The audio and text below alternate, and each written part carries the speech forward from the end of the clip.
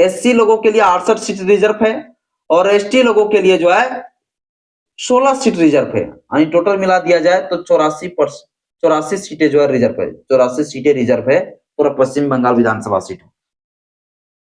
आबादी के बेस पर इस प्रकार से इतना सीटें इन लोगों का दिया गया है, रिजर्व है।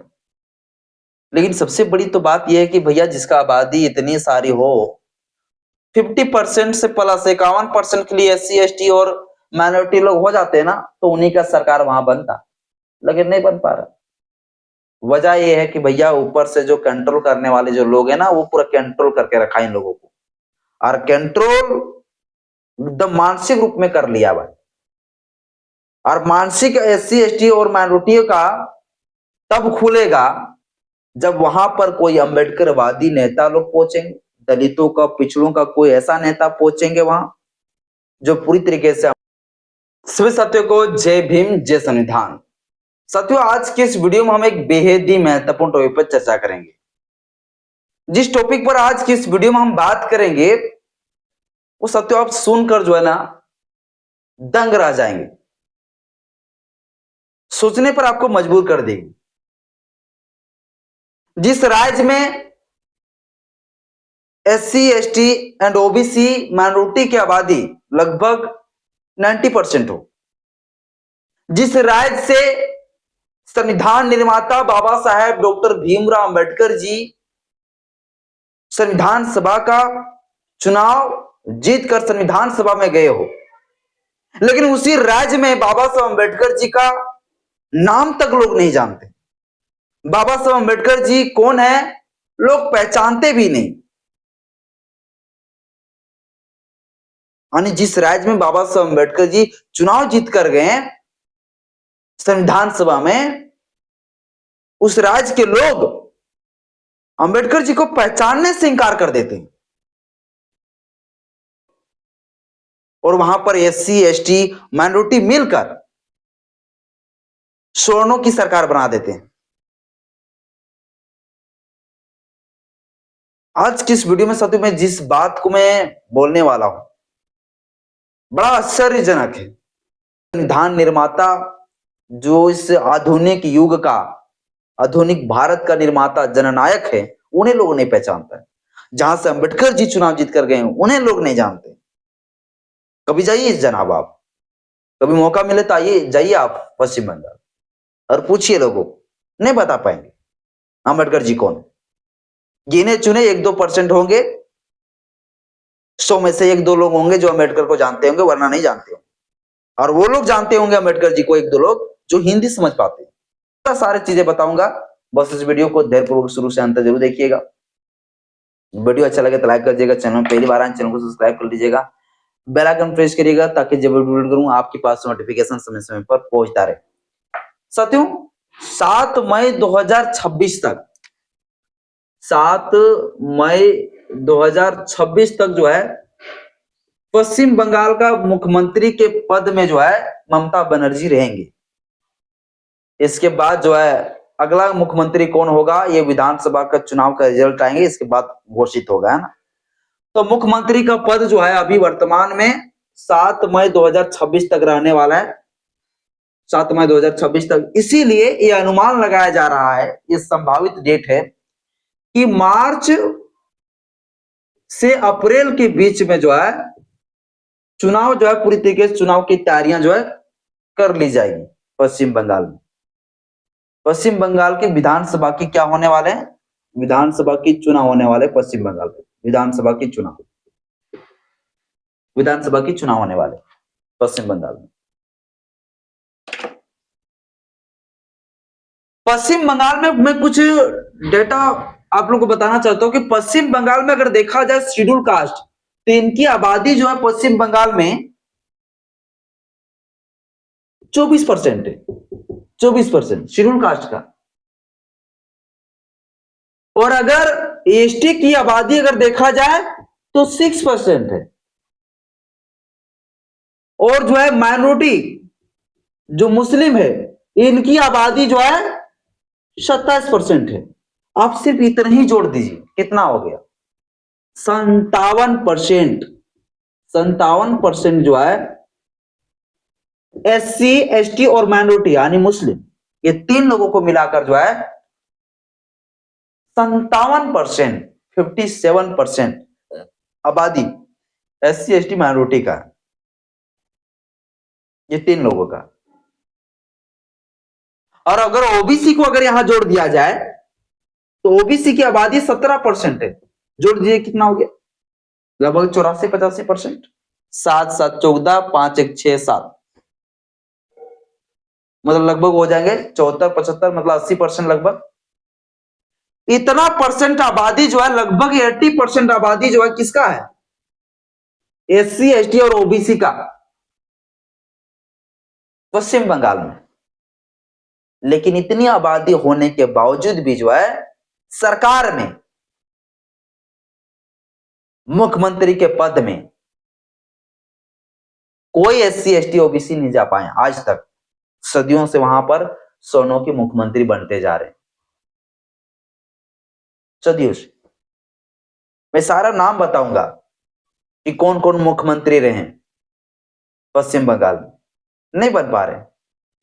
अब सोचिए, जिस राज्य में 24% आबादी शेड्यूल कास्ट का हो, शेड्यूल ट्राइब की आबादी 6% हो, माइनॉरिटी की आबादी 27% हो, यानी यही लोग मिलकर 57% है, तो ये तीनों लोग मिलकर क्यों नहीं मुख्यमंत्री बना पा रहे, SC ST और माइनॉरिटी मिलकर मुख्यमंत्री क्यों नहीं बना पा रहे।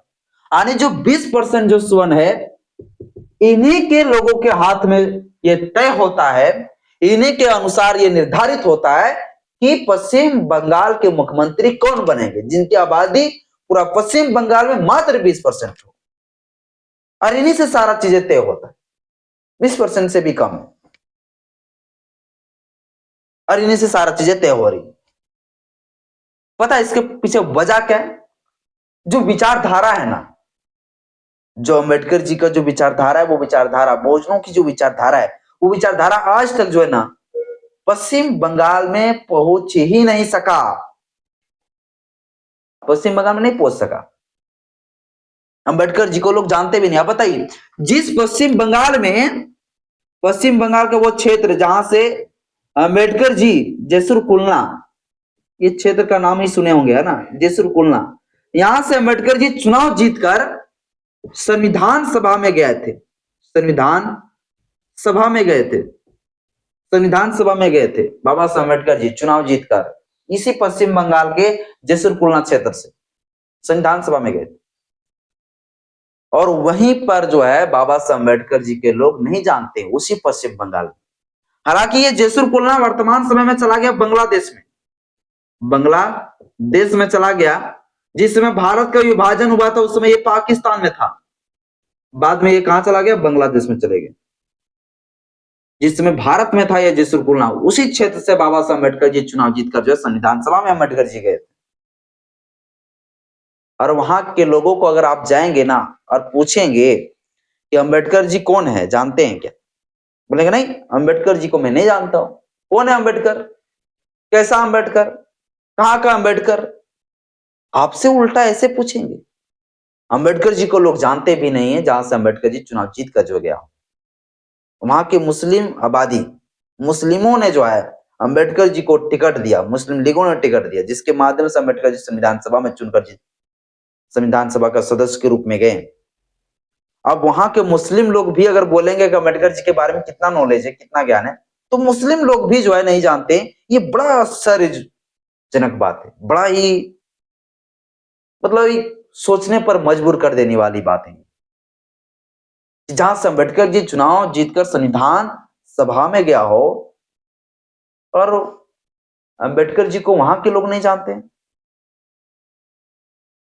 हालांकि जो है जिन्ना के जबरदस्ती और उनके जो है जो मांग थी, उनके वजह से जो है भारत की विभाजन हुई।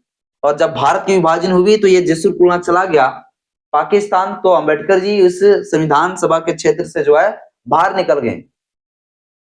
और तब जाके बॉम्बे प्रेसिडेंसी से जो है अम्बेडकर जी को संविधान सभा में लाया गया।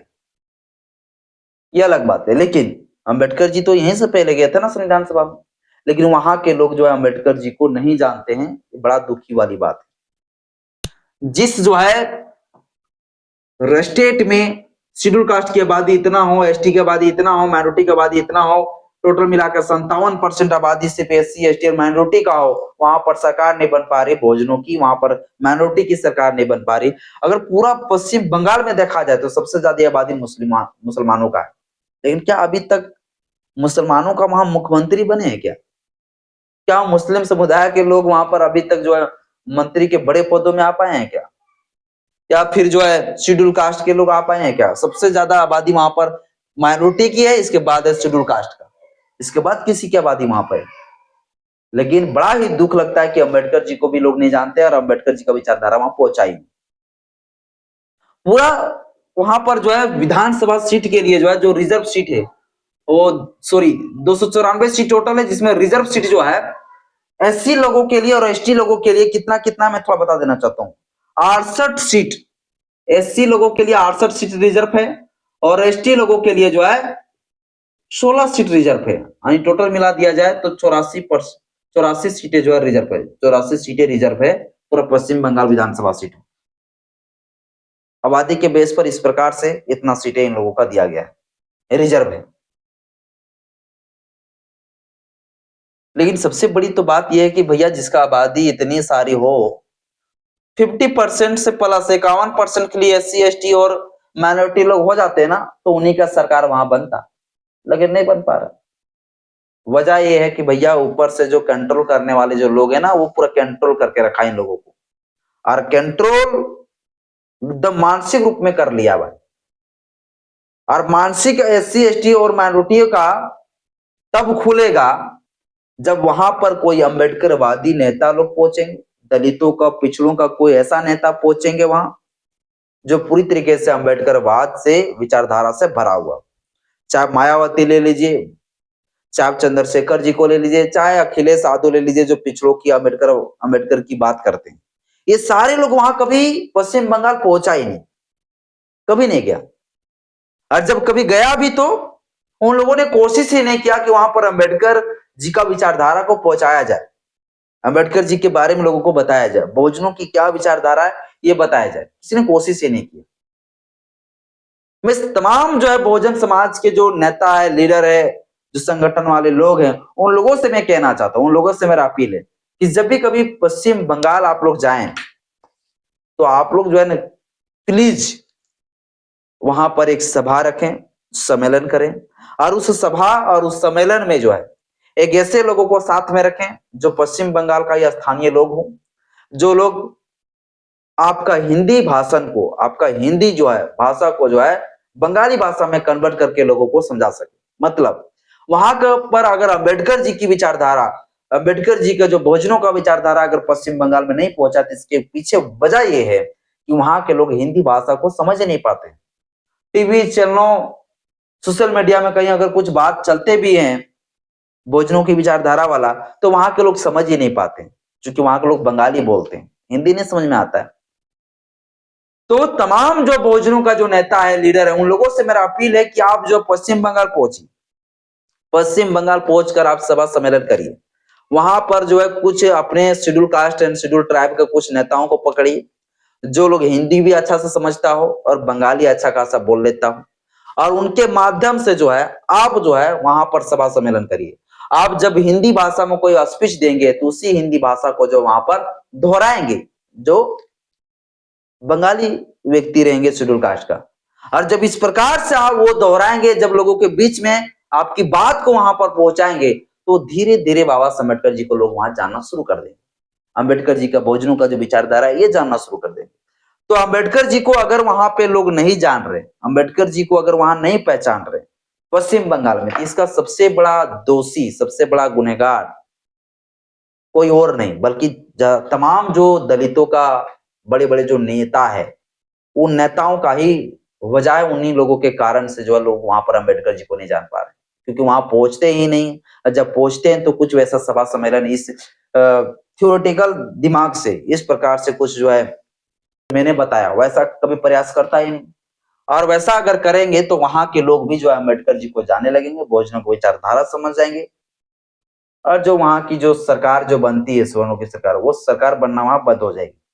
ये मैं बहुत बड़ी बात बता रहा हूं, लेकिन अब ये चीज लोगों को समझ में आवे तब तो मैं चाहता हूं कि वहां के लोग जो है, वहां के लोगों को इसी प्रकार से लोगों को जागरूक किया जाए, और जो जितने भी तमाम जो बहुजनों की जो नेता है वो सारे लोग पहुंचे और इसी विचारधारा से, इसी जो टर्म एंड कंडीशन से काम करें। अब मैं बता देता हूं कि पश्चिम बंगाल में अभी तक 15वीं या 16वीं बार जो है मुख्यमंत्री के पद में शपथ ले चुके हैं। और इसमें से कौन कौन से मुख्यमंत्री रहे हैं वो सारे मैं नाम बता देना चाहता हूं। आप खुद जो है नाम से ही पता लगा सकते हैं कि किस समुदाय, किस जाति के लोग जो है मुख्यमंत्री अभी तक बने हैं वहां पे पश्चिम बंगाल में। जो किसकी आबादी भैया 57, 60%, 70, 75, 80% वो नहीं बन पाए अभी तक। देख लीजिए, सबसे पहला मुख्यमंत्री बने प्रफुल्ल चंद्र घोष स्वर्ण समाज से, विधान चंद्र राय स्वर्ण समाज से, प्रफुल्ल चंद्र सेन स्वर्ण समाज से, अजय कुमार मुखर्जी स्वर्ण समाज से, प्रफुल्ल चंद्र घोष स्वर्ण समाज से, अजय कुमार मुखर्जी स्वर्ण समाज से, अजय कुमार मुखर्जी स्वर्ण समाज से, 2 बार ये मुख्यमंत्री हो गए। सिद्धार्थ शंकर राय, ज्योति बसु, इसके बाद बुद्धदेव भट्टाचार्य, ममता बनर्जी जो तीसरी बार मुख्यमंत्री। तो इसमें से जितना भी आपने नाम सुना, इसमें से क्या लगा आपको कि कोई दलितों का, आदिवासियों का कोई मुख्यमंत्री है? नहीं। क्या कोई मुसलमानों मुख्यमंत्री है? नहीं। क्यों नहीं? इसके पीछे वजह है कि वहां पर विचारधारा ही नहीं पहुंच पाया और कंट्रोल सवर्णों के हाथ में, वो जैसे चाह रहे वैसे चल रहा है भैया वहां के राजनीति। ये सबसे बड़ा फंडा है जो हमारे लोगों को समझ में नहीं आ रहा है। अम्बेडकर जी ने कहा था, जाओ देश के मूल निवासियों, अपनी घर की दीवारें में लिख दो हम इस देश का शासक है। फिर भी हमारे लोग शासक नहीं बन पाए। अम्बेडकर जी की उस बात को वहां पर पहुंचा ही नहीं, तो अम्बेडकर जी के मार्ग पर चलने की बात कौन करे? कौन असली हमारे दुश्मन है, कौन हमारा जो आदमी है, ये लोग समझ ही नहीं पाते। भगवत सत्यो, मैं ज्यादा कुछ बोल दिया होगा तो माफ करिएगा, लेकिन मैंने जिस बात को बोला पूरा फैक्ट के साथ बोला। भारत का संविधान कहता है, अंबेडकर जी भी सोचे थे और तमाम संविधान में जो प्रोविजन किए गए उन्हें साफ तरीके से कहा गया कि भैया जिसकी जितनी हिस्सेदारी उतनी, ये साफ तरीके से कहा गया कि जिसकी जितनी संख्या है इस देश में उसकी उतनी हिस्सेदारी, उसकी उतनी जो है भागीदारी, उसकी उतनी जो है प्रतिनिधित्व मिलना चाहिए। लेकिन जिसकी हिस्सेदारी, जिसकी आबादी इतनी परसेंट, उसका प्रतिनिधित्व वहां नहीं मिल पा रहे, उसका हिस्सेदारी नहीं मिल पा रहे। तो एक तो बड़ा सवाल है भैया, इस पर तो लोग कुछ भी, कोई भी सवाल कर सकते हैं, कुछ भी लोग बोल सकते हैं, कोई भी लोग इस पर जो है सवाल खड़ा कर सकते हैं। भगवत जी, इस विषय पर सत्य आप लोग क्या सोचते हैं मुझे कमेंट बॉक्स में अपना राय जरूर बताइएगा। जय भीम, जय संविधान, जय विज्ञान।